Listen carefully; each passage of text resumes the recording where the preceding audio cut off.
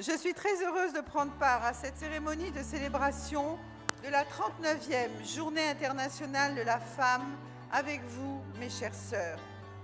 Je voudrais tout d'abord remercier mon cher époux, le président Alassane Ouattara,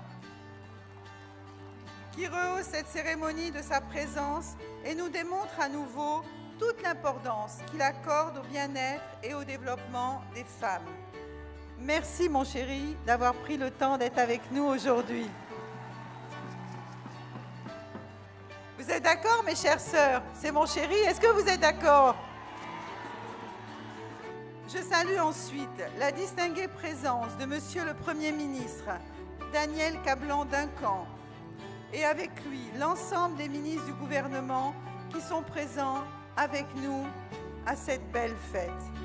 Une pensée affectueuse pour mon filleul, le ministre d'État Ahmed Bakayoko, qui souffle aujourd'hui une bougie de plus. Bon anniversaire, cher Ahmed.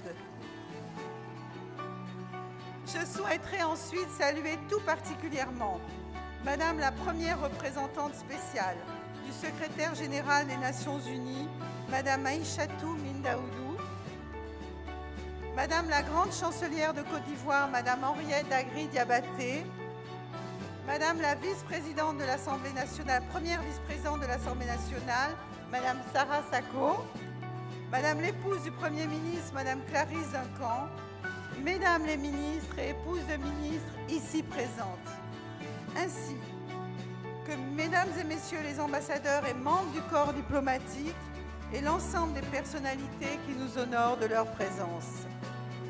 Je voudrais également féliciter Madame Euphrasie Kouassi-Yao, ministre de la Promotion de la Femme, de la Famille et de la Protection de l'Enfant, pour sa récente nomination à ce poste et pour l'organisation de cette belle fête à laquelle nous assistons aujourd'hui. Bravo, bravo Euphrasie. Mes salutations chaleureuses vont enfin à l'ensemble des femmes membres du corps préfectoral et des corps habillés, des députés, des directrices de société et chefs d'entreprise, des journalistes et présidentes d'ONG, des commerçants, des femmes du milieu rural et à vous toutes, mes chères sœurs, mes chères filles, femmes leaders, venues nombreuses en ce jour particulier. Je vous demande de les applaudir très, très, très fort. Mesdames et messieurs, chères sœurs, depuis 1977, l'Organisation des Nations Unies a choisi la date du 8 mars pour célébrer la femme partout dans le monde. Cette journée permet d'assurer un suivi progressif de l'amélioration de la condition de la femme et de mesurer son implication dans l'évolution de l'humanité. Pour l'année 2016, cette journée de commémoration a été placée sous le thème de l'autonomisation des femmes et son lien avec le développement durable. Le thème choisi nous invite à apprécier la pleine mesure du chemin parcouru par les femmes à travers le monde et à apprécier les efforts engagés pour leur équilibre, leur épanouissement et celui de leur famille. C'est également l'occasion pour nous, femmes de Côte d'Ivoire, de rendre conscience des défis qu'il reste à relever, ainsi que des opportunités qui nous sont offertes pour nous réaliser.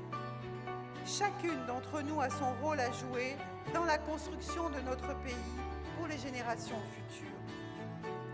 Mesdames et messieurs, chères sœurs, comme vous le savez, la promotion de la femme est devenue une priorité nationale grâce à la volonté et au soutien du premier avocat des femmes, mon cher époux, le président Alassane Ouattara. Les femmes sont plus que jamais au cœur de la relance économique et de la stabilité sociale. En ce qui me concerne, j'ai toujours cru fortement au potentiel de mes sœurs. C'est pourquoi j'ai fait le choix d'aider celles qui en ont le plus besoin, notamment à travers le FAFSI que vous connaissez tous aujourd'hui.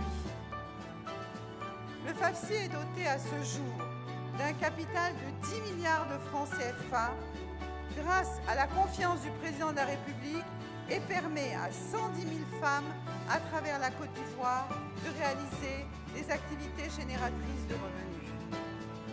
Avec elles, ce sont des familles entières qui sont aujourd'hui à l'abri de la précarité et entrevoient un avenir meilleur.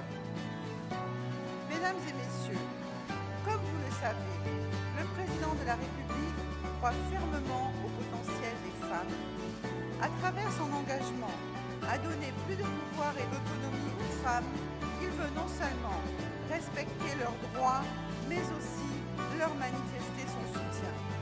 C'est pourquoi aujourd'hui, de plus en plus de nos sœurs sont nommées à des postes importants au sein de notre administration. Le meilleur exemple est le nombre de nos sœurs ministres qui est passé de 5 à 9 ministres, soit 25% des femmes du gouvernement.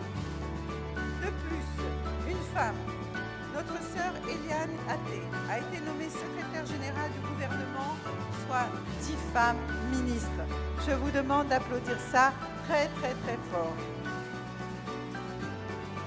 Je n'oublierai pas également toutes nos sœurs qui siègent au Conseil économique et social, soit 29% des membres, ainsi que dans les autres institutions de la République.